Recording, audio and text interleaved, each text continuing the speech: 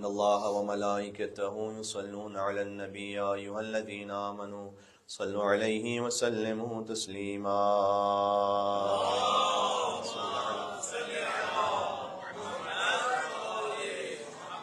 أعوذ بالله من الشيطان الرجيم. بسم الله الرحمن الرحيم.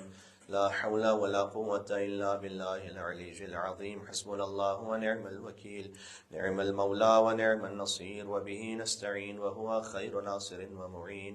والصلاة والسلام على أشرف الأنبياء والمرسلين حبيب إله العالمين سيدنا ونبينا ومولانا بالقاسم محمد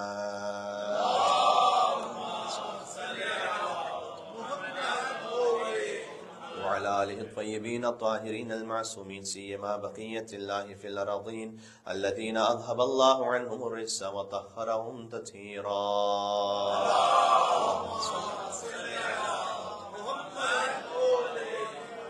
رحمة الله على محبيهم واللعنة الدائمة على أعدائهم أجمعين. أما بعد، فقد قال الله الحكيم في كتابه المجيد: بسم الله الرحمن الرحيم. واخفض لهما جناح الذل من الرحمة وقل رب ارحمهما كما ربياني صغيرا. نعرہ الصلوات.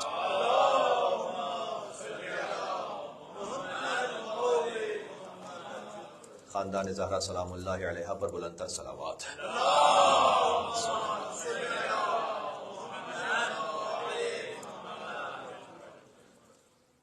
سورہ اسراء کی ایک معروف آیت پیش نظر ہے جو دعائے قنوت کا بھی حصہ معمولاً بنتی ہے. رب ارحمہما کما ربیانی صغیرا. یہ آیت کا ایک حصہ ہے کہ اے رب تو ان دونوں پر یعنی میرے والدین پر ویسے ہی رحمت فرما جیسے انہوں نے میری تربیت کی تھی. اس آیت سے کچھ آج کے موضوع پر میں استفادہ کرنا چاہتا ہوں.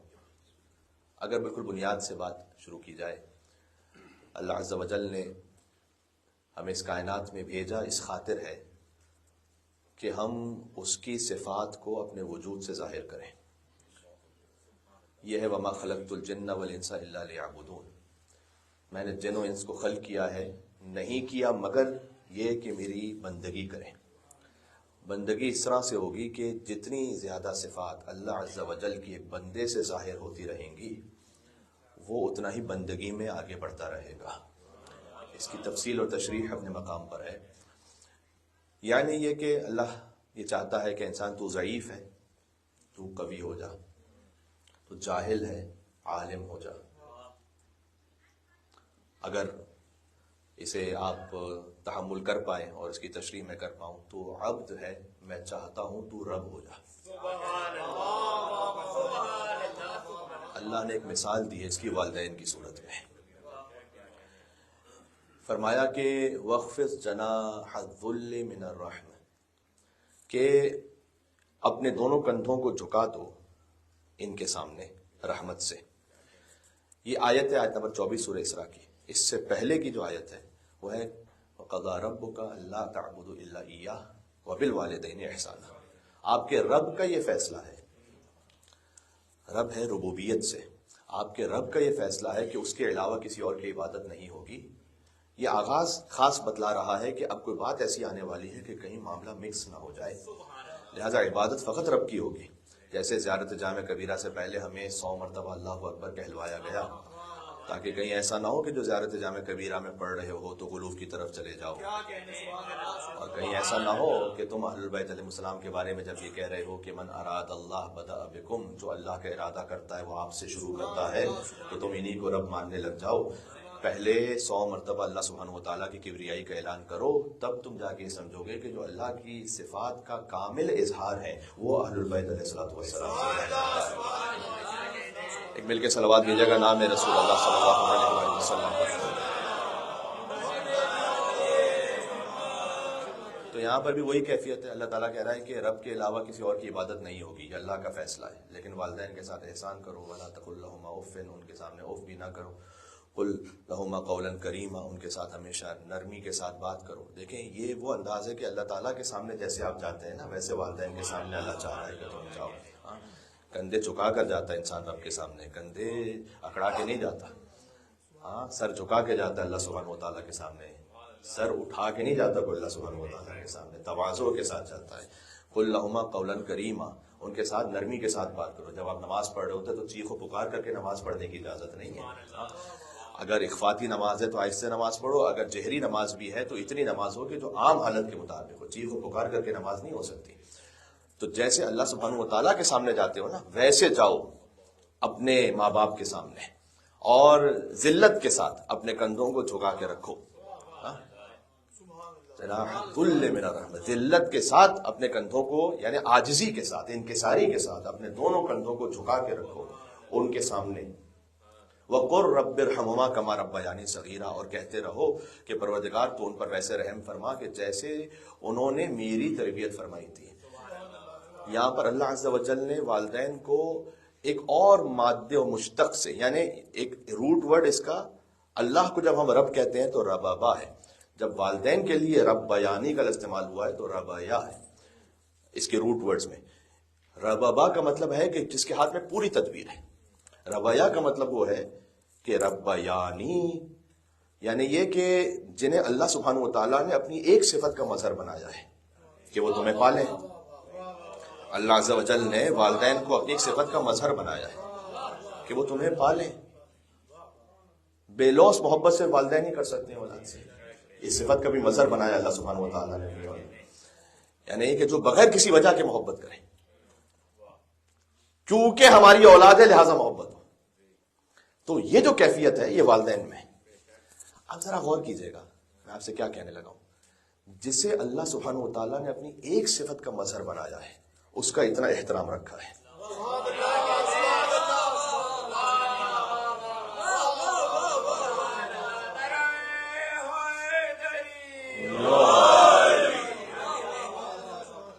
جسے اپنا محدود مظہر بنایا ہے، اس لیے کہ جب والدین ان کے سامنے بچہ رو رہا ہو، دیکھیں اللہ تعالیٰ ہی یہ اہتمام کرتا ہے۔ کئی مرتبہ ہوتا ہے ینگسٹرز ہوتے ہیں وہ والدین کی کیفیت کو نہیں سمجھ پاتے، جب خود باپ بنتے ہیں تو انہیں سمجھ میں آتا ہے، پھر انہیں احساس ہوتا ہے کہ ان کے والدین نے کتنی محنت مشقت کے ساتھ انہیں پالا ہے۔ تو یہ جو اچانک کیفیت بدلتی ہے انسان کی، یہ کیسے؟ یہ یقینا اللہ سبحانہ و تعالیٰ کچھ عطا کر رہا ہے۔ پرندہ آپ کے سائے سے بھی ڈرتا ہے، لیکن یہی جب ماں بن جائے تو لڑنے کو تیار ہو جاتا ہے، اپنے بچے کے لیے لڑنے کو تیار ہو جائے۔ مل کے صلوات بھیجے گا، مومنین تشریف لا رہے ہیں، مل کے صلوات بھیجے گا محمد۔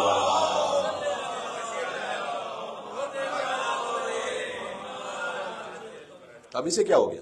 وہ پرندہ کہ جو آپ کے سائے سے ڈر کر اڑ کے چلا جاتا تھا، وہ مادہ کہ جو آپ کے سائے سے ڈر کر اڑ کے چلی جائے، لیکن جب اس کے بچے پہ کوئی تکلیف آ جائے، وہ ماں بن چکی ہو خود، تو خود اس انسان سے لڑنے پر آمادہ ہو جائے، اس جانور سے لڑنے پر آمادہ ہو جائے جو اس کے بچے پہ حملہ کرے۔ کتنی ایسی ویڈیوز ہیں ہمارے سامنے۔ یہ اللہ سبحانہ و تعالیٰ کی جانب سے کچھ خاص عطا ہوا ہے نا۔ یہ اللہ نے محدود پیمانے پر اپنی صفت کا ایک ناقص مظہر بنایا ہے والدین کو۔ کیوں ناقص کیوں ہے؟ ناقص اس لیے ہے کہ ہمارے ایک عزیز تھے، ان کے بقول کہ جب اپنا بچہ روئے تو دل میں درد ہوتا ہے، کسی اور کا بچہ روئے تو سر میں درد ہوتا ہے۔ یہ ناقص مظہر ہے نا، یہ ناقص مظہر ہے نا، کامل تو نہیں ہے ابھی۔ یہ تو فقط کیفیت اپنے بچے کے لیے، سب کے لیے تھوڑی ہے، تو یہ ناقص مظہر ہے۔ وہ ناقص اور محدود مظہر جو اللہ سبحانہ و تعالیٰ نے بنایا، فرمایا احترام رکھنا، ذلت کے ساتھ کندھے جھکا کر جانا ان کے پاس۔ تو جنہیں اللہ سبحانہ و تعالیٰ نے لامحدود صفات کا مظہر بنایا ہے، جن کے مظہر صفات خداوندی ہونے میں ان کا اللہ سبحانہ و تعالیٰ کا جو علم ہے نا، وہ کس سے ظاہر ہوگا؟ وہ رسول اللہ صلی اللہ علیہ وآلہ وسلم سے ظاہر ہوگا۔ وہ علم خدا کے کامل مظہر ہے، وہ مولا علی مرتضیٰ علیہ السلام سے ظاہر ہوگا۔ تو یہ کامل مظہر ہے علم خدا کے، قدرت خدا کے۔ یہ ہے قاب قوسین و ادنیٰ، دو کمال اور اس سے کم کا فاصلہ۔ ہم سے یہ تقاضا کیا گیا، کل میں ایک مجلس میں پڑھ رہا تھا، میں اسی طرف دیتے ہوئے بات کو آگے بڑھاؤں گا، کہ تم جب اس دنیا میں آئے ہو نا تو تم بھی پلٹو اللہ سبحانہ و تعالیٰ کی طرف، انا للہ و انا الیہ راجعون۔ تو یہ پلٹنا کیسا ہے؟ نحن اقرب الیہ من حبل الورید، وہ تو پہلے ہی شہر کے حیات سے زیادہ قریب ہے، کیا پلٹے اللہ کی طرف جو پہلے ہی اتنا قریب ہے؟ اچھا، اللہ کے لیے ہر وہ لفظ کے جو زمان یا مکان پر دلالت کرے وہ اللہ کے لیے صحیح ہے ہی نہیں. اب کب تب یہ اللہ کے لیے لفظ ہے ہی نہیں، اس لیے کہ مولا علی علیہ السلام نے فرمایا ان اللہ عین العین، وہ تو خود اس کہاں کا خلق کرنے والا ہے، وہ کہاں سے بالا تر ہے، وہ خود اس تب اور اب اور کب کا خلق کرنے والا ہے، تو وہ خود ان سب سے بالا تر ہے کیونکہ وہ ان کا خالق ہے. ان اللہ عین العین، اللہ خود اس عین العین یعنی اس سمت کا خلق کرنے والا ہے، تو سمتوں سے بالا تر ہے. تو وہ اللہ کے جو ہر جگہ ہے، کہا جا رہا ہے اس ہر جگہ والے خدا کی طرف پلٹو. تو ہر جگہ خدا ہے تو پھر پلٹنا کیسا ہے؟ یحول بین المرء وقلبہ، اللہ قرآن کی آیت ہے کہ انسان کے دل اور خود انسان کے درمیان ہوتا ہے جو اتنا قریب ہے. اب کیا پلٹے اللہ کی طرف؟ کیا قریب ہو اللہ سے؟ نماز پڑھتا ہوں قربتاً اللہ، تو کیا قریب ہو اللہ سے جبکہ وہ پہلی شہر کے حیات سے زیادہ قریب ہے.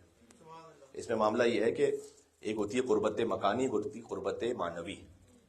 قربت مکانی ہم اور آپ کے درمیان اس طرح سے ہے اس وقت کہ آپ مجھ سے 2 میٹر دور ہیں. آپ مجھ سے 2 میٹر دور ہیں تو اس کا لازمی فاصلہ ہے کہ میں بھی آپ سے 2 میٹر دور ہوں. اگر آپ مجھ سے قریب ہوں گے 1 میٹر تو خود بخود میں بھی آپ سے 1 میٹر قریب ہو گیا. یہ ہے قربت مکانی کا لازمہ. ایک مثال میں نے دی تھی کہ بعض لوگ ہوتے ہیں کہ جو کسی سے دور رہنا چاہتے ہیں دور گھر لیتے ہیں، اپنے فلاں رشتے دار سے ہم دور ہی رہیں، لیکن اس رشتے دار کو بھی کہیں قریب میں گھر مل گیا تو وہ وہیں پر آ گئے، ہم بھی زبردستی قریب ہو گئے. قربت مکانی میں مشکل یہ ہے کہ جب ہم کسی سے قریب ہوں تو خود بخود وہ ہم سے قریب ہوگا، اور وہ ہم سے قریب ہو تو ہم بھی خود بخود سے قریب ہوں گے. قربت معنوی میں ایسا نہیں ہے. قربت معنوی میں ضروری نہیں ایسا کہ ایک دوسرے سے قریب ہو تو دوسرا بھی پہلے سے قریب ہو. مثال دوں میں آپ کو، مثال کے طور پر والدین، ان کے دل سے ان کی اولاد بڑی قریب ہوتی ہے، لیکن ضروری ہے کہ اولاد کے دل میں بھی والدین اتنے قریب ہوں؟ ضروری نہیں ہے. والدین اولاد کو ہر وقت یاد کرتے ہیں، ان کی یاد میں ہمیشہ ہوتے ہیں. تو کیا ضروری ہے کہ جیسے والدین کے دل سے اولاد قریب ہے، اولاد کے دل سے بھی والدین ایسے ہی قریب ہو؟ ضروری تو نہیں. 2 دوستوں میں ہوتا ہے، 2 دوست ہیں، آپس میں کوئی تنازع ہو گیا، کسی نے آ کے کوئی بات کہہ دی ایسی، دونوں کے درمیان جدائی ہو گئی. اب ایک دوست ہے اس کا دل صاف ہے، مثلا اس کے دل میں ویسی ہی قربت ہے، تو آپ یہ کہہ سکتے ہیں کہ یہ قریب ہے اس سے، کیا وہ بھی قریب ہے اس سے؟ ضروری نہیں، کیونکہ یہ قربت معنوی ہے. ہو سکتا ہے ایک دوسرے سے قریب ہو، دوسرا پہلے سے قریب نہ ہو. اللہ ہم سے قریب ہے، ضروری نہیں کہ ہم بھی اللہ سے قریب ہیں. سمجھ میں آ رہی میں کیا کہنے لگا ہوں؟ اللہم صلی علی محمد وعلی محمد.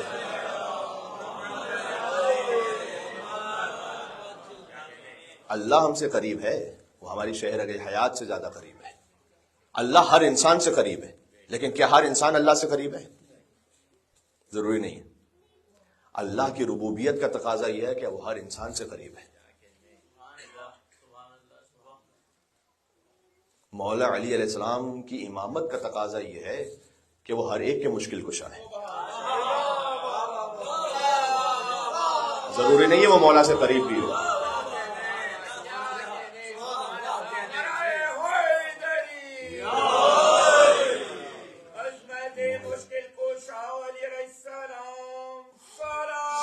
اللہم صلی علی محمد.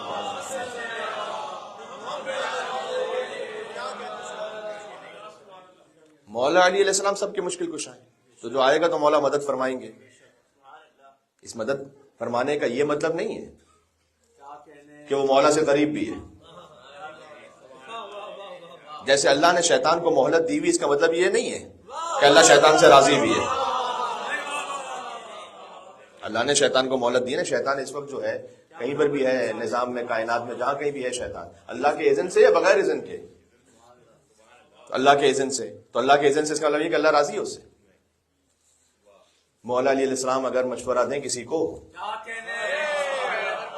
کہ مولا علیہ السلام اس سے راضی ہوئے ہیں، اللہ کی قدرت کا اظہار ہے کہ اس نے شیطان کو مہلت دی ہوئی ہے. علی کے مشکل کشا ہونے کا اظہار ہے کہ علی بن ابی طالب علیہ السلام نے مدد کی، ہر ایک کی مدد کی. قربت اللہ کی کسے حاصل ہے؟ سادہ سا اصول تو یہ ہے کہ ان اللہ یرضی لرضا فاطمہ. قربت کی دلیل تو یہ ہے کہ سیدہ دیکھو کس سے راضی ہے. یہ تو ایک بہت سادہ سا جواب ہو گیا، بڑا اہم جواب ہے یہ. میں اس میں تھوڑی سی بات اور کرتا ہوں، آپ کی خدمت میں مل کے صلوات بھیجیے گا محمد وعلی محمد علیہ السلام.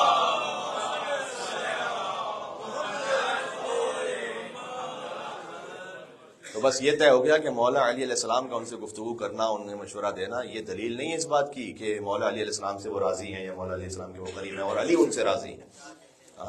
علی ان سے راضی، یہ دلیل نہیں ہے اس بات کی. دلیل یہ ہے کہ دیکھو سیدہ سلام اللہ علیہا کس سے راضی ہے. اگر سیدہ کی محبت ہے ان کے دل میں، جس کے دل میں بھی ہے، وہ اللہ سبحانہ وتعالیٰ سے قریب ہے. اچھا، اس قربت کا ہم سے جو کہا گیا کہ اللہ سبحانہ وتعالیٰ سے قریب ہو، قربتاً اللہ، یہ اظہار کیسے ہوگا؟ ہمیں کیسے پتا چلے گا کہ ہم اللہ سے قریب ہو رہے ہیں نہیں ہو رہے؟ جتنا اللہ عز و جل کی صفات کا ہم سے اظہار ہوتا جائے گا، اتنا ہم اللہ سبحانہ وتعالیٰ سے قربت اختیار کرتے جائیں گے. یہ بات ذہن میں رکھیں. مثلاً کیا؟ مثلاً یہ کہ وہ رحمان ہے یا نہیں ہے، اس کی رحمانیت کا جتنا ہم سے اظہار ہو جائے اتنا ہم اللہ سے قریب ہیں. ہاں، وہ عیب چھپاتا ہے یا نہیں؟ جتنا ہم نے دوسروں کے عیب چھپائے اتنا الیہ راجعون پر عمل ہو رہا ہے، اس کی طرف پلٹ رہے ہیں ہم. یہ بات واضح ہو رہی ہے، مشکل تو نہیں ہے، انشاءاللہ سے کلیئر ہے. ہاں، تو اب ذرا غور کیجئے گا. اللہ تعالیٰ اس پورے نظام کے لیے ضروری ہے کہ اللہ عز و جل اپنے ایک ایسے مظہر کو بھیجے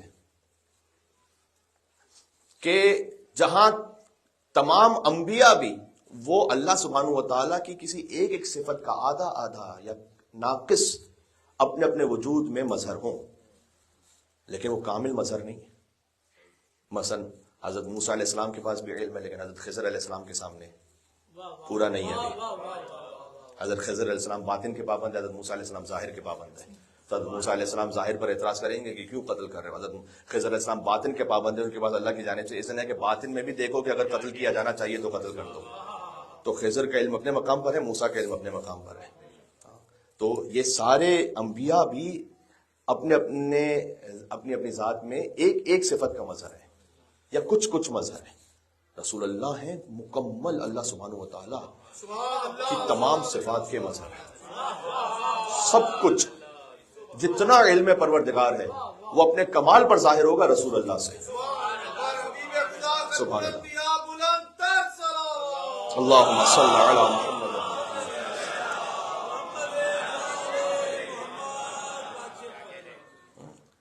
جتنی رحمت ہے اللہ سبحانہ وتعالیٰ کی، وہ سب کی سب ظاہر ہوگی رسول اللہ صلی اللہ علیہ وسلم. کامل اظہار اللہ کی رحمت کا کامل اظہار ہے رسول اللہ صلی اللہ علیہ وآلہ وسلم. بس میں اب بات کو اگر اس ترتیب میں لے آؤں تو ضرورت ہے رسول اللہ کے بعد بھی ایک ایسے مظہر کی کہ جو رسول اللہ ہی کی طرح کامل اظہار کر رہا ہو اللہ سبحانہ وتعالیٰ کی قدرت کا، اللہ کے علم کا، اللہ کی رحمت کا. کیوں ضروری ہے؟ اس لیے کہ جو حضور کے ساتھ بعض اٹھنے بیٹھنے والے ہیں، اب جو اندر سے ہیں یا باہر سے آئے ہیں، ان کا منصوبہ یہ ہے کہ یہ محمد صلی اللہ علیہ وسلم تو دنیا سے چلے جائیں گے نا. آج جب دنیا سے چلے جائیں گے تو ان کے بعد تو ہم ہی ہوں گے کہ جو اس دین کو لے کر چلیں گے، اور جب ہم اس دین کو لے کر چلیں گے تو ہم اپنے مزاج کے مطابق لے کر چلیں گے. لہٰذا ضرورت ہے کہ ایک کوئی ایسا اظہار ہو کہ جو وہ کہہ دے ایسے کہ جیسے رسول اللہ نے کہا ہے. یقین فرمائیے گا میں کچھ کہنے لگا ہوں. اور اگر اس حجت پر کوئی تکلیف اور مصیبت آئے تو ایک اور ایسا اظہار ہو کہ جو اپنے آپ کو فنا اور قربان کر کے اس حجت کو بچا لے، تاکہ وہ جو غدیر میں مولائیت کا اعلان ہوا ہے وہ جاری و ساری رہے، اس میں خلل نہ آنے پائے. آپ تاریخی واقعات کو جا کر دیکھیں تو آپ کو ملے گا کہ آ کر بعض ملعونوں نے یہ کہا کہ ہم فقط بیت زہرا کو جلانے نہیں آئے، ہم اس بیت کے ساتھ اس بیت میں جو ہیں اہل البیت انہیں بھی جلانے آئے. علی و فاطمہ خاص طور پر یہ کہا سلام اللہ علیہما. لہٰذا ایک ایسی ہستی کی ضرورت ہے بی بی فاطمہ الزہرا سلام اللہ علیہا، جو نہ نبی ہے نہ امام ہے لیکن نبوت اور امامت کے درمیان کا وسیلہ ہے، کہ اگر بعد از وفات رسول حق کہیں مشکوک ہو تو آؤ کسی ایسی ہستی کے پاس جنہیں رسول فاطمہ تو بزت منی کہہ کر جائے، فاطمہ میرا ٹکڑا ہے. جو تمہیں فاطمہ سے ظاہر ہو جائے وہ ویسے جیسے رسول اللہ سے ظاہر ہوا ہے. ایک ایسی واضح ہدایت کی ضرورت ہے، واضح ہدایت کی ضرورت ہے. اور میں آپ سے عرض کروں، اس عالم ہدایت میں اللہ عز و جل نے جو نظام رکھا ہے اس میں بی بی سیدہ سلام اللہ علیہا ان کا وہ خاص ایک کردار ہے کہ جو فقط سیدہ ہی نبھا سکتی تھی اور کوئی نہیں، کوئی نہیں. اس لیے کہ اگر کوئی مرد ہو تو پھر امیر المومنین علی بن ابی طالب علیہ السلام، جب رسول اللہ نے انہیں کہا تھا کہ آپ سکوت اختیار کیجیے گا، یعنی یہ کہ علی بن ابی طالب علیہ السلام کو قتل کر دیا جاتا، معجزے کے علاوہ میں کہہ رہا ہوں بات عام طریقے سے، کسی نہ کسی طریقے سے آپ کو تعجب ہو کہ علی کو کیسے قتل کیا جاتا، تو کیا زہرا کو نہیں مارا گیا؟ تو یہ ممکن تھا. یا اتنا زیادہ فتنہ برپا کیا جاتا کہ علی بن ابی طالب السلام کی بات سننے والا کوئی نہ ہو. اس میں ایک ایسی مستور کی ضرورت ہے کہ جب ان کی شہادت ہو تو تاریخ میں ہمیشہ کے لیے یہ محفوظ رہے کہ اگر امر مشکوک ہو جائے تو دیکھو سیدہ کس کی طرف تھی. اس لیے آپ بی بی فاطمہ کو فقط رسول کی بیٹی ہونے کی حیثیت سے اور مولا علی کی زوجہ ہونے کی حیثیت سے اور حسنین کی ماں ہونے کی حیثیت سے نہ دیکھیں، سیدہ کو سیدہ کی حیثیت میں دیکھیں.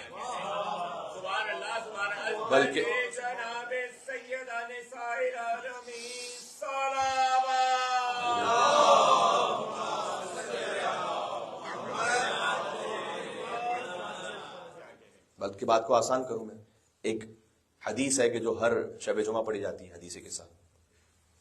اب حدیث قصہ کیا ہے، اس میں کیوں اس کا اتنا ثواب ہے اللہ جانتا ہے، لیکن ایک وجہ بظاہر یہ بھی لگتی ہے کہ حدیث قصہ میں اللہ تعالیٰ نے ایک ایسی بات کہی ہے کہ جو کسی اور جگہ نہیں کہی، مجھے تو نہیں ملی.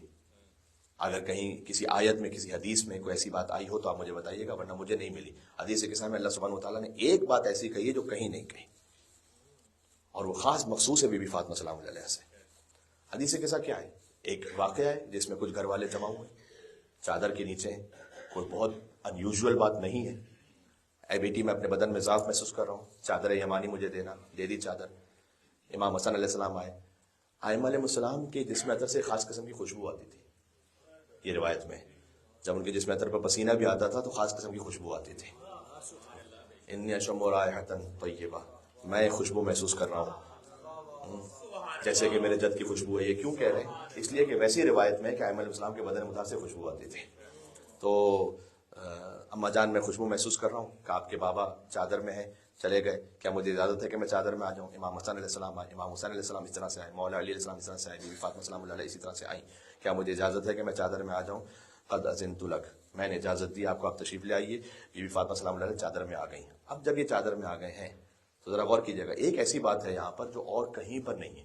وہ یہ کہ جب حضور مکرم نے فرمایا اللہم ان ہؤلاء اہل بیتی وخاصتی وعامتی لحمهم لحمی ودمهم دمی یعلمونی ما یعلمهم ویحزنونی ما یحزنهم وانا حرب لمن حاربهم وسلم لمن سالمهم وعدو لمن عاداهم ومحب لمن احبهم انهم منی وانا منهم فاجعل صلواتک وبرکاتک ورحمتک وغفرانک علی وعلیہم واذهب عنهم الرجس وطهرهم تطہیرا. اللهم صل علی محمد وعلی محمد.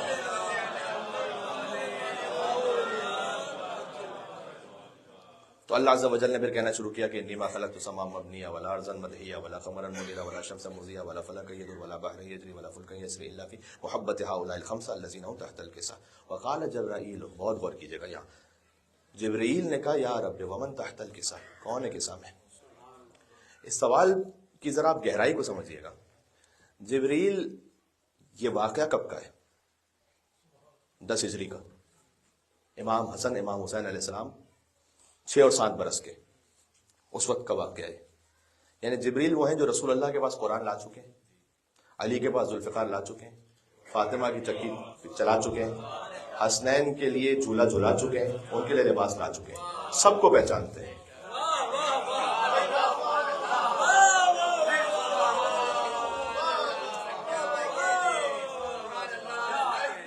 سبھی کو پہچانتے ہیں.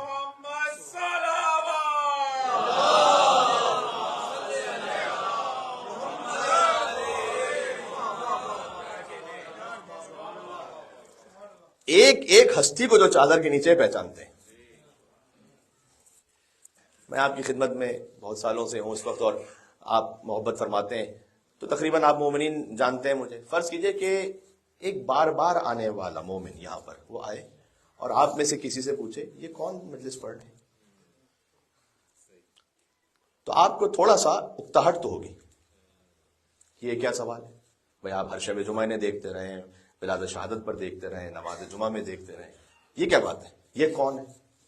کیا نہیں جانتے کیا؟ اللہ سبحانہ و تعالیٰ کی جانب سے ایسا کوئی اظہار نہیں کیا گیا جبرائیل کو.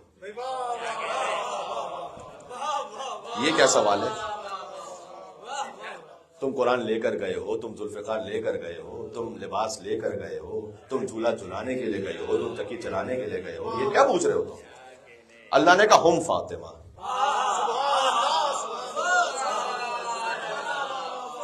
جواب دیا اللہ. یہ کیا ہے؟ اس میں بظاہر ایک معاملہ یہ لگتا ہے کیونکہ جبریل یہ کہنا چاہتے ہیں کہ اس وقت چادر کے نیچے جو جمع ہے نا یہ سارے ہی سردار ہیں. اور کی جگہ مل کے صلوات بھیجیے گا.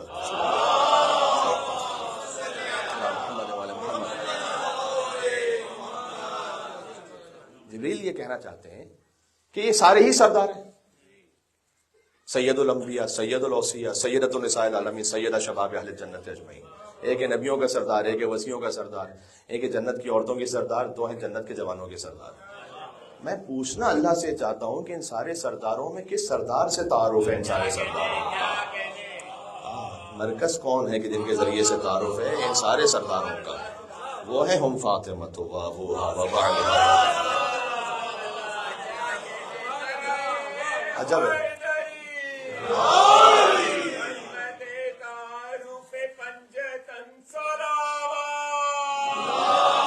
اللہم صلی علی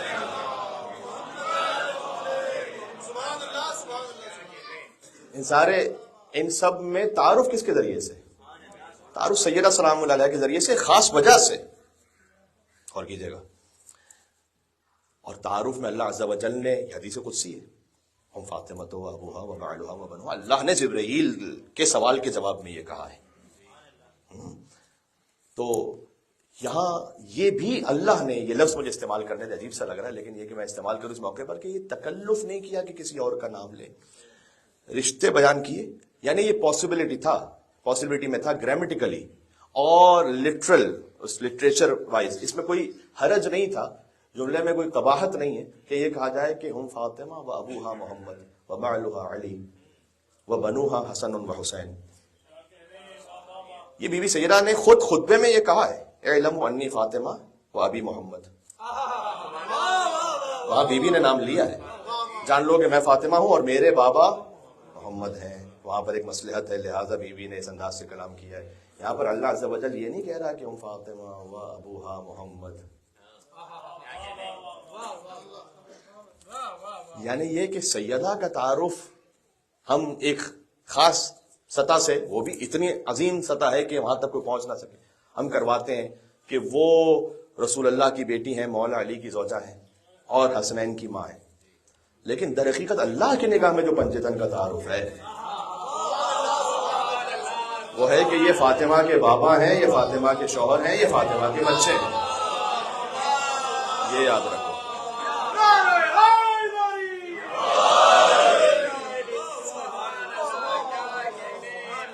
اللہ کی نگاہ میں یہ تعارف ہے.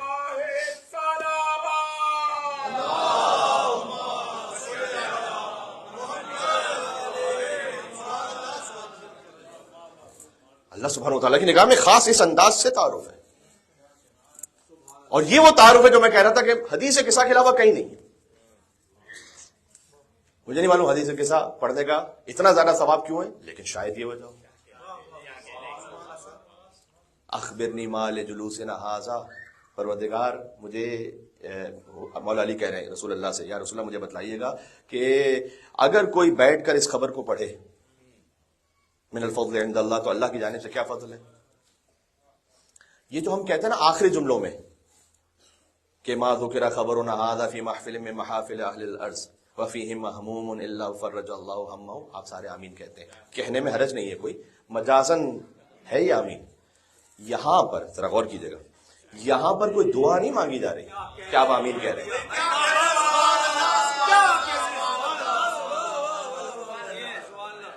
آمین کا لفظ عربی زبان میں ہے فعل استجب، یعنی پروردگار قبول کر. یہاں دعا نہیں ہے، یہاں خبر ہے. وَفِيهِمْ مَهْمُونَ إِلَّا وَفَرَّجَ اللَّهُ هَمَّهُ. جب کچھ زمین والے بیٹھ کر ایک جگہ اس ذکر کو پڑھیں تو کیا ہوگا؟ وَفِيهِمْ مَهْمُومٌ، اور اگر اس میں کوئی غم زدہ ہو، الا وفرج اللہ ہمہ، اللہ اس کے غم کو دور کر دے گا. یہ خبر دی جا رہی ہے، یہ کوئی دعا نہیں کی جا رہی کہ آپ اس میں آمین کہہ رہے ہیں. یہ آمین کہنے کا نہیں، یہ سبحان اللہ کہنے کا موقع ہے.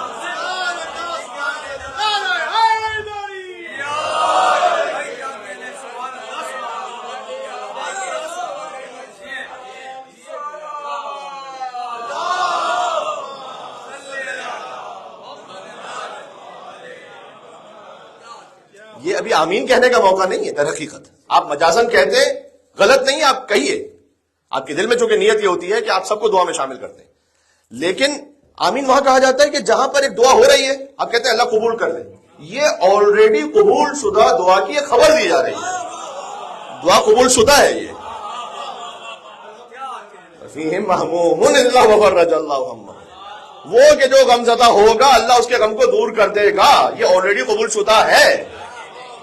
یہاں پر الحمدللہ رب العالمین کہنے کا موقع ہے.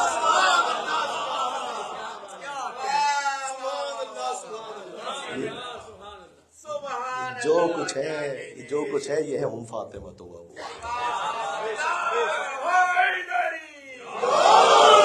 اللہ اکبر.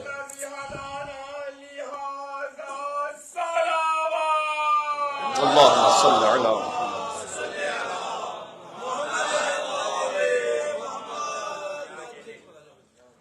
وہ جو دوسرا ایک تعارف ہے وہ بھی اپنے مقام پر اہم ہے کہ نبوت کی دختر ہیں، ولایت کی زوجہ ہیں، امامت کی ماں ہیں.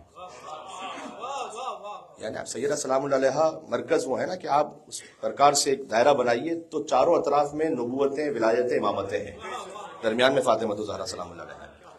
اس خاطر ہے ذرا سا اور اس میں ایک اور تھوڑی سی گہرائی، اس کو سمجھ لیجیے گا. میں بات کو آہستہ آہستہ اختتام تک لے کر آؤں. اس خاطر ہے کہ کسی بھی بی بی کا عفیفہ ہونا، طاہرہ ہونا وہ اور بات ہے، ان کی رضا میں خدا کی رضا ہونا یہ اور بات ہے. حضرت مریم سلام اللہ علیہا عفیفہ ہیں، طاہرہ ہیں. ان اللہ اصطفاکی وطہرکی واصطفاکی علی نساء العالمین، کہ آپ کو منتخب کیا اور آپ کو طاہر بنا اللہ سبحانہ وتعالیٰ نے، اور منتخب کیا عالمین کی عورتوں پر. ان کا طاہرہ اور عفیفہ ہونا یہ ایک الگ منزل ہے. لیکن ہمیں کہیں پر بھی آیت یا روایت میں یہ نہیں ملا کہ حضرت مریم کی رضا میں خدا کی رضا ہے. یہ ایک الگ منزل ہے. یہاں پر عصمت ہے. یہاں حتیٰ میں کہنے میں بجانب ہوں یہ کہ آپ انبیاء علیہ السلام کے بارے میں جو آیات پڑھیں ان میں بھی یہ بات نہیں ملے گی آپ کو. ضروری نہیں ہے کہ ہمیشہ نبی کا غضبناک ہونا خدا کو غضبناک کرے. مولانا یہ کیسی بات کر دی آپ نے، یہ کیسی بات کر دی آپ نے کہ نبی غضبناک ہو تو کیا خدا غضبناک نہیں ہوگا؟ یہ کیسی بات کر دی آپ نے. نماز غفیلہ تو پڑھتے ہوں گے انشاءاللہ، میرے ساتھ آیت پڑھیے گا. وَظَنُّونَ إِذْ ذَهَبَ، آگے پڑھیے گا. مُغَاضِبًا وَظَنَّ أَن لَّن نَّقْدِرَ عَلَيْهِ، بس آگے آیت اور ہے. وَظَنُّونَ إِذْ ذَهَبَ مُغَاضِبًا، مچھلی والے حضرت یونس علیہ السلام غضب کے عالم میں نکل گئے اپنی قوم سے. تو یہ جب غضب کے عالم میں نکلے تو اللہ بھی غضبناک ہوا، قوم پر عذاب آیا کیا؟ نہیں آیا. انہوں نے بعد میں توبہ کر لی، بلکہ اللہ تعالیٰ کو حضرت یونس علیہ السلام کا نکلنا برا لگا. حضرت یونس علیہ السلام غضبناک ہیں، لیکن ابھی اللہ کا غضب نہیں، ان کے غضب کی وجہ سے، کیونکہ ترک اولا ہے. اللہ نے بلکہ تنبیہ کی ہے کہ آپ کیوں غضبناک ہو کے نکلے. بعض مرتبہ انبیاء کا غضبناک ہونا بھی ضروری نہیں ہے کہ خدا کے غضب تک لے جائے. فاطمہ میں ایسا نہیں، سلام اللہ علیہ. آپ کا غضبناک ہونا خدا کا غضبناک ہونا ہے. آیت اللہ وحید خراسانی اپنی گفتگو میں یہ ارشاد فرماتے ہیں اس کا مطلب کیا ہے؟ اس کا مطلب یہ ہے کہ کیا اللہ سبحانہ وتعالیٰ نعوذ باللہ مجبور ہے کہ جب بھی سیدہ غضبناک ہوں گی تو اللہ کو غضبناک ہونا ہے؟ یا اللہ جب بھی سیدہ راضی ہو تو اللہ کیا مجبوراً راضی ہوگا؟ مجبوراً تھوڑی ہے، یہ اختیار سے.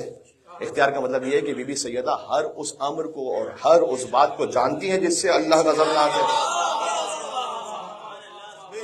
اور ہر اس بات سے بھی واقف ہے جس سے اللہ راضی ہے.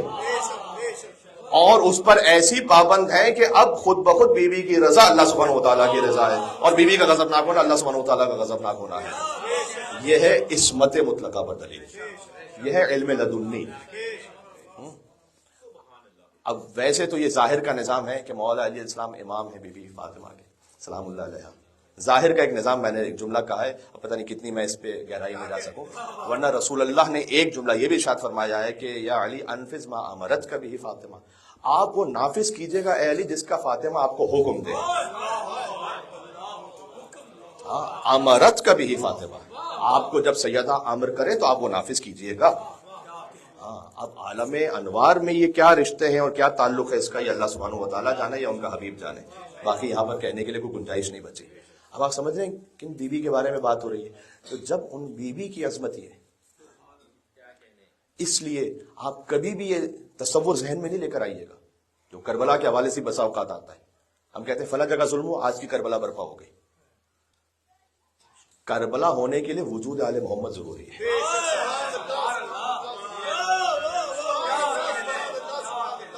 کربلا کو آپ کیا کوانٹٹی میں تول رہے ہیں؟ کیا کوانٹٹی میں تول رہے ہیں نا؟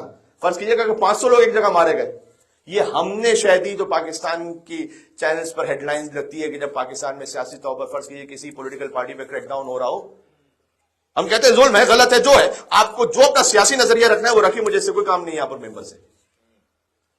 لیکن ہم نے شاید ہی کہ ہم کہیں کہ وہ خیمہ حسینی ہے اور جو وہاں پر ہے وہ حسینیت کے ساتھ ہے، اس کا مطلب یہ ہے کہ جب اب نیوز بنے گی تو کتنی مرتبہ میں نے نیوز میں دیکھا گجرانوالہ میں کربلا بپا ہو گئی، یا آپ نے نیوز ایسی پڑھی ہیڈ لائنز یا نہیں؟ وہ خرافات ہیں جو ہم نے خود حوالے کی دوسروں کے، کیونکہ ہم نے ہر ایرے غیرے ہر جگہ کو واقع ہوا، کوئی بم بلاسٹ، کوئی، ہم نے کہا کربلا برپا ہو گئی۔ افریقہ میں کئی مرتبہ ایسا ہوا کہ جب دو ٹرائبز، دو گروپس آپس میں لڑے، ان کی ہسٹری جا کر دیکھیے، یہ بہت پرانی ہسٹری نہیں، 10 سال 15 سال 20 سال آپ کو پہلے ملے گا، انہوں نے 1.5 ملین 2 ملین ایک دوسرے کے مارے۔ اب ایک مومن نے دوسرے مومن سے سوال کیا تھا اور تعجب ہے کہ وہ اس پہ تھوڑا سا رک گئے تھے جواب دیتے، انہوں نے کہا اچھا اگر یہی بات ہے کہ ہر جگہ کربلا ہے تو پھر یہ بتاؤ کہ یہاں پر جو 20 لاکھ لوگ مارے گا یہ بڑا ظلم ہوا یا 72 مارے گئے تو بڑا ظلم ہوا؟ کوانٹٹی میں تو پھر آپ، ہم نے امام حسین علیہ السلام کو کیا سمجھا ہوا ہے کہ مثلا 500 لوگ مار دیے جائیں تو برابر ہو جائیں گے، یا 5000 یا 5 لاکھ یا 5 کروڑ۔ اللہ نے اپنے عرش کے دائیں طرف لکھا ہوا ہے ان الحسین مصباح الہدى، کوئی نہیں۔ کوانٹٹی میں کب سے تولنا شروع کر دیا کربلا کو؟ نہ تولے، غلط، اشتباہ ہے۔ کربلا کے لیے وجود حسین ابن علی ضروری ہے۔ اب سیدہ سلام اللہ علیہا پر جو ظلم ہے، نعوذ باللہ من ذالک، دنیا کی ہر عورت اس پر یہ ظلم ہو جائے، یعنی بلینز آف وومن، ایک مصیبت سیدہ کے برابر نہیں۔ کیوں نہیں ہے برابر؟ آپ کو نہ سمجھ میں آئے تو نہ سمجھ میں آئے، لیکن ہے یہی، اور مجھے امید ہے کہ سمجھ میں آ رہا ہے آپ کو۔ کیوں ہے یہ؟ کیوں؟ اس لیے کہ سیدہ سلام اللہ علیہ کائنات کے نظام میں نبوت کی دختر، امامت کی ماں، ولایت کی زوجہ، وہ ہستی ہیں کہ اللہ عز و جل نے ان کے ذریعے سے پنجتن کا تعارف کروا کر قیامت تک کے لیے جو نشان ہدایت رکھا ہے وہ فاطمہ زہرا سلام اللہ علیہ کو رکھا ہے، جو کسی اور خاتون کو نہیں رکھا، کسی اور منزل پر یہ بات نہیں جو یہاں پر بات ہے، حجت خدا ہے۔ بلکہ امام حسن عسکری یہ فرمائیں کہ نحن حجج اللہ علینا علیکم، ہم اللہ کی حجت ہے تم پر، وجدتنا فاطمہ حجت اللہ علینا، اور فاطمہ ہماری جدہ ہم پر اللہ کی جانب سے حجت ہے۔ ائمہ علیہ السلام میں شرط لا الہ الا اللہ، امام رضا نے فرمایا ہے کہ میں ان شرطوں میں سے ایک شرط ہوں، لا الہ الا اللہ کا عقیدہ پورا نہیں ہوگا جب تک امامت پر ایمان نہ ہو۔ جو شرط لا الہ الا اللہ ہے نا، اس پر حجت ہے فاطمہ زہرا سلام اللہ علیہا، جو خود لا الہ الا اللہ کی شرط ہے، اس پر حجت ہے بی بی فاطمہ سلام اللہ علیہا۔ عجب ہے یہ منزل۔ یہاں پر آپ کوانٹٹیز کے معاملات سے نکل آئیے، جسے معصوم نے جو بتایا ہے اس لیول پہ جا کے، اس حیثیت میں جا کے دیکھیے، اس حیثیت میں جا کے دیکھیے. علی اصغر علیہ الصلوۃ والسلام 6 ماہ کے. ہاں، لوگ ہم سے کہتے ہیں 6 ماہ کا باب الحوائج کیسے ہو سکتا ہے؟ جناب یہ پیر راہ ہے. کیا مطلب؟ حضرت عیسیٰ علیہ السلام کیسے ماں کی گود میں اور نبی ہیں؟ آپ دنیا میں انہیں دیکھ رہے ہیں 6 ماہ کے ہیں. عالم انوار سے جو کچھ سفر طے ہو چکا ہے اس کو ہمیں پتہ تھوڑی ہے کوئی. بس امام نے فرمایا کہ یہ ہے، اس طرح سے ہے، مان لو بس اس طرح سے ہے. ہاں اس طرح سے ہے، مان لو بس. اچھا شہزادہ علی اصغر علیہ السلام تو 6 ماہ کی دنیا میں ہے نا. وہ بچہ کہ جو دنیا میں آیا نہیں ہے وہ بھی انسانیت کے لیے ہدایت ہے. میں آپ کو خطابت میں نہیں کہہ رہا، کتاب الکافی کی حدیث ہے. ابو بصیر نے کہا کہ میں نے سنا صادق علیہ محمد سے کہ انہوں نے اپنے آبا و اجداد سے بیان فرمایا کہ میرے جد علی بن ابی طالب نے یہ کہا تھا، یہ فرمایا تھا کیا کہ تم اپنے بچوں کا نام دنیا میں آنے سے پہلے رکھ دیا کرو. دنیا میں آنے سے پہلے نام رکھ دیا کرو، یہ مولا علی نے فرمایا. اچھا نام رکھیں، دنیا میں آنے سے پہلے نام رکھیں. مولا علیہ السلام نے فرمایا واجب نہیں ہے یہ، لیکن مولا کی جانب سے ایک ہدایت ضرور ہے. یہ فرمایا اس لیے کہ اگر وہ دنیا میں آنے سے پہلے تم نے نام نہیں رکھا اور وہ مر گیا، دنیا سے چلا گیا،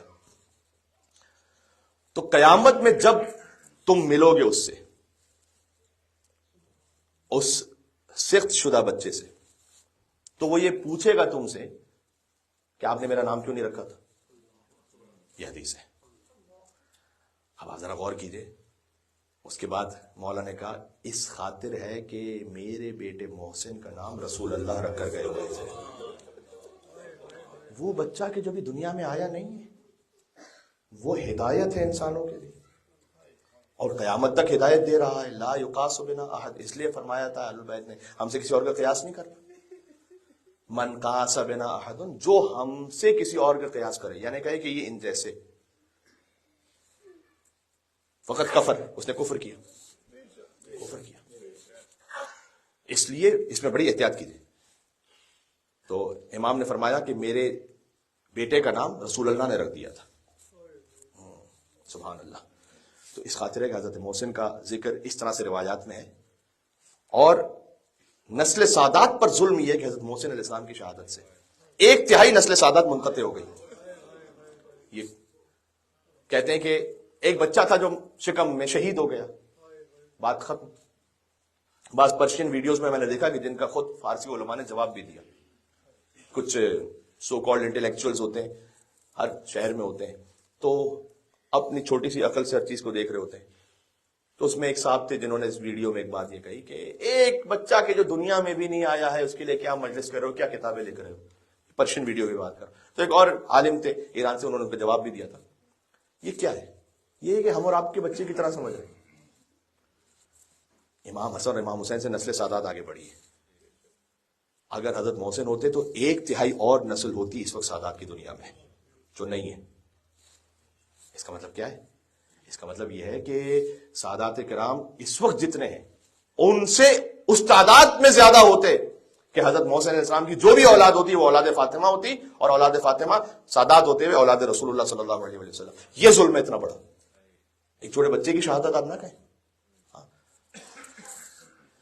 تو عزیزوں، اگر ان پورے ایام ادا سے ہم خالی ایک ہی بات لے پائیں اس پورے نظام ہدایت میں کہ اپنے آپ کو عبد سمجھیں، غلام سمجھیں، قیاس نہ کریں ادھر سے ادھر اہل بیت علیہ السلام کی کسی بھی مصیبت کا. اگر بھائی مر جائے تو یہ کیسے ہو سکتا ہے کہ امام کہہ دیں کہ میری کمر ٹوٹ گئی؟ آپ سمجھے نہیں مقام ابو الفضل عباس علیہ السلام. تب یہ کہہ رہے ہر بھائی کے مزار پر یہ کہا جاتا ہے کہ اللہم لا تدع لی فی ھذا المکان المکرم والمشہد المعظم ذنبا الا غفرت ولا ہما الا فرجت ولا مرضا الا شفیت. پروردگار اس مکان مکرم کا اور اس قبر مطہر کا واسطہ ہے تجھے کہ یہاں پر کوئی گناہ میرا ایسا نہ چھوڑ کے جسے تو معاف نہ کر دے، کوئی غم نہ ایسا چھوڑ جسے تو دور نہ کر دے، کوئی حاجت نہ ایسی رہ جائے جسے تو پوری نہ کر دے، کوئی مرض نہ ایسا رہ جائے جسے تو شفا نہ عطا کر دے، کوئی دور ایسا نہ ہو جسے تو قریب نہ کر دے، تو کوئی غائب ایسا نہ ہو کہ جسے تو ملا نہ دے۔ یہ ہر بھائی کی قبر میں کہا جاتا ہے یا عباس کی قبر میں خالی کہہ سکتے ہیں؟ ہوش کے ناخن لیں ذرا، ہوش کے ناخن۔ جو لہٰذا لعن اللہ امتن، اللہ اس پر بھی لعنت کرے من استخف بحرمتک، جس نے آپ کی حرمت کو کم کیا۔ خالی تلوار چلانے والے پہ لعنت نہیں ہے۔ اچھا آپ نے پڑھا ہے لعن اللہ امتن اسرجت والجمت وتنقبت لقتال، یہ کیا ہے؟ یہ ذرا اس مائنڈ سیٹ کو سمجھے گا جو اللہ سبحانہ و تعالیٰ آپ کو عطا کرنا چاہ رہا ہے، سوچ فکر۔ اس پر لعنت ہو کہ جس نے اے مولا حسین علیہ السلام زین کسی، چاہے جنگ میں نہ آیا ہو، تم نے قتل امام حسین کے ارادے سے زین رکھی اپنی سواری پر، لعنت آ گئی۔ مولانا تو اس سے تو کچھ بھی نہیں کہتا، شاید کربلا میں بھی نہ آیا ہو، نہ قتل حسین کے ارادے سے اگر زین رکھی، اونٹ تیار کیا، لعنت آ گئی۔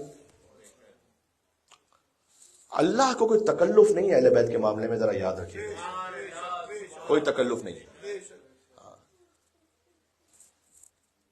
آپ کو میں مثال دوں، فرض کیجئے کہ کسی نے بھی کوئی تحریر لکھی ہو، کوئی شاعری لکھی ہو، اور کوئی آ کر یہ کہے کہ جناب یہ میری تحریر شاعری ہے، تو دعا کریں کہ یہ قرآن کے برابر ہو جائے۔ تو آپ مانیں گے؟ آپ کہیں گے یار کیسی بے عقلوں والی باتیں، مطلب قرآن کے برابر ہو جائے؟ علی کی شبیہ کون ہے؟ حسین کی شبیہ کون ہے؟ کون ہے علی حسین کی شبیہ؟ جیسے قرآن کی کوئی شبیہ نہیں ہے نا، ویسے علی حسین کی کوئی شبیہ نہیں ہے، یاد رکھیے بھائی، کوئی نہیں۔ تو لعن اللہ من حال بینک و بین ماء الفرات، یہ میں کچھ کانسیپٹ سے جو کلیئر کر رہا ہوں۔ خدا لعنت کرے اس پر کہ جس نے اے ابو الفضل عباس علیہ السلام آپ کے اور فرات کے درمیان حائل ہونے کی کوشش کی، فقط آ گیا راستے میں، مولا عباس کے راستے میں آیا، کوئی تلوار نہیں ماری، مولا عباس کو نہیں مار سکا، فرض کیجیے راستے میں آئے، جیسے حضرت عباس علیہ السلام کے گھوڑے کی رفتار تھوڑی سی کم ہو گئی، امام صادق کہہ رہے لعنت اس پر اللہ کی۔ دیکھیں آپ نے دین یہی ہے، اگر کسی کو یہ دین پسند نہیں ہے تو ٹھیلے بہت سے لگے ہوئے، جاؤ اٹھاؤ وہاں ٹھیلے پہ جا کر اپنا چورن بیچ دو، یہی ضرورت ہے کچھ بیچنے کی۔ دین یہ ہے۔ اے عباس علیہ السلام اس پر بھی لعنت ہو کہ جو درمیان میں آیا آپ کے اور پانی کے۔ یہ ایسا سخت اللہ سبحانہ و تعالیٰ کے ساتھ، ہاں تم نے فقط آ کر یہ کوشش کی کہ عباس کے گھوڑے کی رفتار سست ہو جائے، بس اللہ نے کہا میری رحمت سے دور ہو۔ یہ بات سمجھ میں آ گئی؟ ہاں، اہل بیت علیہ السلام کا معاملہ یہ ہے۔ امام حسین علیہ السلام سے کسی کو قیاس کہیں پر بھی کوئی شہید ہو جائے تو نہیں کیا جا سکتا، اس کی وجہ کیا ہے بتائیں؟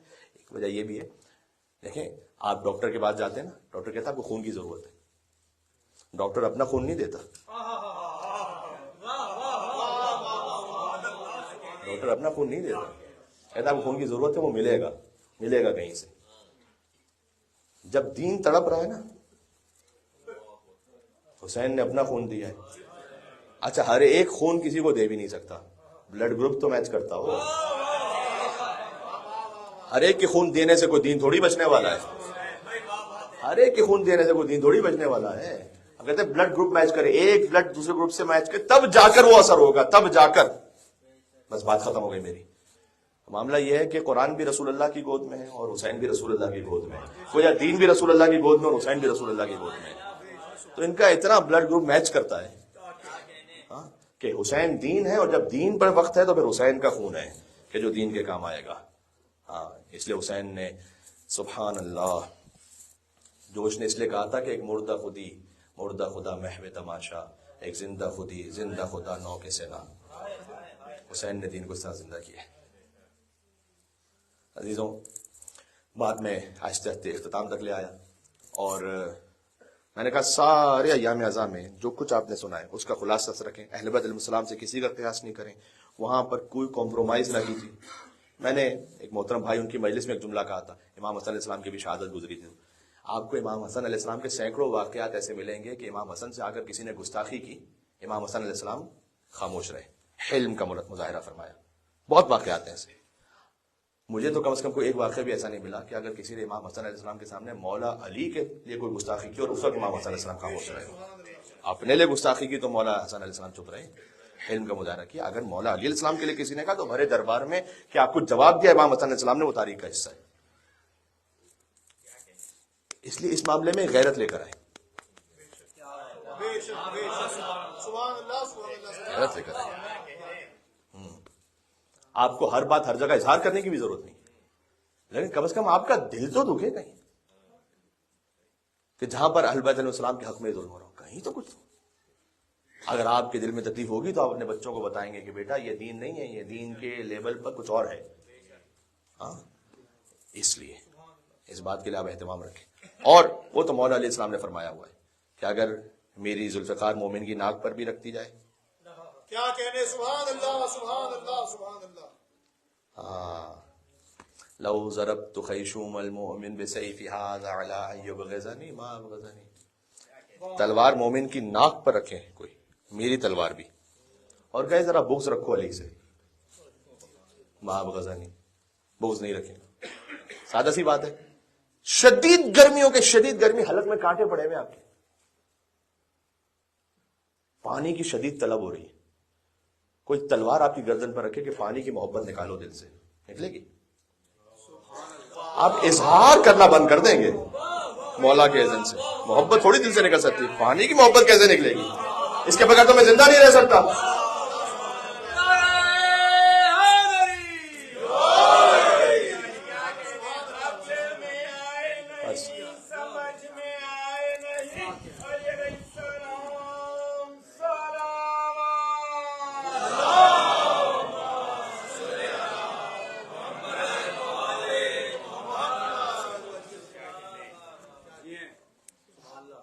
آپ جتنا آرگینک چیزوں کی طرف جائیں گے دین کے معاملے میں, جتنا سادہ رکھیں گے ان معاملات کو, اتنا ہی آپ کے بچے آپ کے ساتھ رہیں گے. جتنا اسے فلسفیکل بنائیں گے, آگے آپ خود بھی بچوں کو جواب نہیں دے پائیں گے.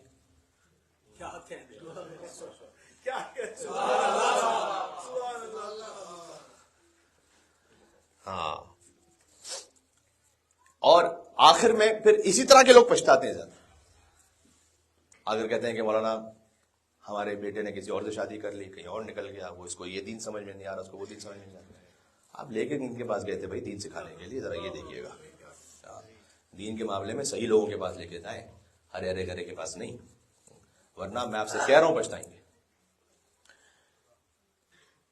مولا نے فرمایا ہے کہ دیکھو کہ اپنا علم کہاں سے لے رہے ہو. میں آپ کے سامنے مثال دے چکا ہوں, شیطان سے سیکھیں گے لا الہ الا اللہ, سکھائے گا تو صحیح, لیکن حجت کا انکار کروائے گا. قرآن بھی پڑھائیں, صحیح جگہ سے پڑھائیں. کیا مطلب مولانا قرآن پڑھائیں صحیح جگہ سے پڑھائیں, یہ اس کا کیا مطلب؟ ہاں, آپ یہ دیکھیں کہ کہیں پر قرآن پڑھاتے ہوئے تو کوئی انحراف نہیں ہو رہا عقیدے میں. ہاں, کوئی قرآن پڑھاتے پڑھاتے آپ کو حسبنا کتاب اللہ تو فیڈ نہیں کر رہا. ہاں, اس لیے آپ کو قرآن بھی کون سا ٹیچر ہونا چاہیے, کہاں سے آنا چاہیے, یہ سب کچھ آج کل بڑی احتیاط سے دیکھنے کی ضرورت ہے, بہت دیکھنے کی ضرورت ہے, ورنہ پچھتائیں گے. آئے اس کی بارگاہ میں, بعض آج تک, میں تو انہیں اہل سنت بھی نہیں کہوں گا کیونکہ خود سنیوں نے ڈسون کرتے ہیں, ملعون یہ کہتے ہیں کہ فاطمہ سلام اللہ علیہ ان سے غلطی ہو گئی, وہ بھول گئی.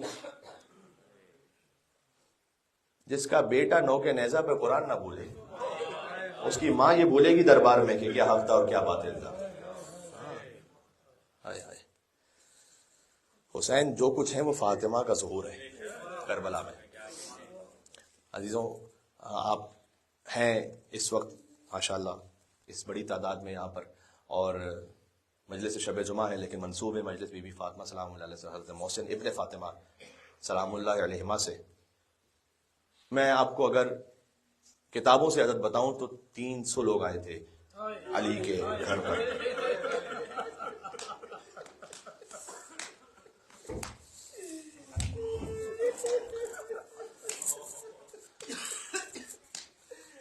رہنے دیجیے گا بس, باقی حضرت زینب حضور کی پھوپھی ہیں, جب ہجرت کر رہی تھیں تو حباب ابن اسود نے آ کر ان کو نیزے سے ڈرایا تھا، مارا نہیں تھا نیزہ، ڈرایا تھا نیزے سے، جس سے ان کا حمل ساقط ہو گیا۔ رسول اللہ نے فتح مکہ کے بعد کہا تھا سب کو معاف کر دینا، اسے معاف نہیں کرنا۔ کیا گزری رسول اللہ پر کہ جب فاطمہ در و دیوار کے درمیان ایسے آئی کہ حمل زہرا صفت ہو گیا، کیا گزری رسول اللہ پر۔ 300 لوگ آئے در فاطمہ تو زہرا سلام اللہ علیہا پر، اور آ کر کہتے رہے کہ علی کو باہر نکالو۔ بی بی فاطمہ سلام اللہ علیہا آتی ہیں دروازے پر، یعنی یہ خود بی بی نے اس وقت مصائب میں بھی یہ سمجھایا ہے کہ جب تمہیں امامت تک آنا ہے تو سیدہ سے گزر کر آنا ہے، فضائل میں بھی اور مصائب میں بھی۔ تو بی بی فاطمہ سلام اللہ علیہا وہاں پر ہیں، دروازے پر ہیں۔ یا اللہ، ایک شقی نے طنز کیا بی بی پر اور یہ کہا کہ دیکھیں اگر عبارت پڑھوں تو آپ کے دل پر تکلیف ہوگی، لیکن میں مصائب کی عبارت پڑھ رہا ہوں کہ ما بال ابن عمک، تمہارے چچا کے بیٹے علی کو کیا ہو گیا ہے، خود پردے کے پیچھے چھپ گیا ہے، تمہیں جواب دینے کے لیے بھیج دیا۔ کیا گزری علی بن ابی طالب علیہ السلام۔ بی بی نے فرمایا کہ ایھا الضالون المکذبون، اے گمراہوں، ضالون وہی والا ضالین سے، اے گمراہوں اور جھوٹوں، تیرا طغیان اور میری جانب سے تجھ پر حجت تمام کرنا اس بات کا سبب بنا ہے کہ میں آؤں دروازے پر۔ سیدہ خود آئی حجت تمام کرنے کے لیے۔ تو اس شقی نے یہ کہا کہ دعی ان کی یا فاطمہ اساطیر النساء، یہ عورتوں کی جو کہانیاں سنا رہی ہو یہ بند کرو۔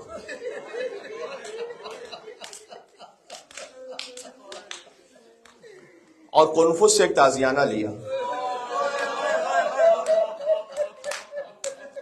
سیدہ سلام اللہ علیہا پر وہ تازیانہ اٹھایا گیا۔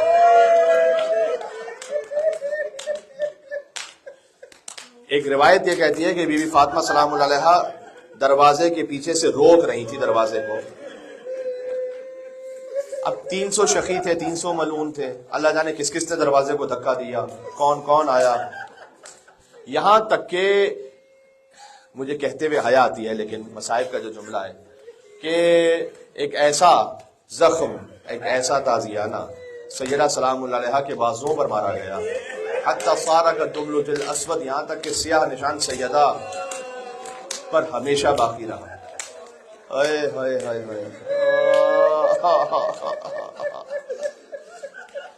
سیدہ سلام اللہ علیہا پر دروازہ گرا ہوا تھا۔ یہ شقی یہ کہتا ہے کہ ایک لمحے کے لیے میں نے سوچا کہ آگے بڑھوں نہ بڑھوں، کیا کروں، لیکن علی کے ہاتھوں میرے بزرگوں کا قتل مجھے یاد آیا اور میں اپنا پیر دروازے پر رکھ کر گزرتے ہوئے وہاں سے چلا گیا کہ اس وقت بی بی فاطمہ کی صدا آئی، الیکی، اے فضہ، اے فضہ فخذینی، تم پر ہے کہ تم مجھے سنبھالو۔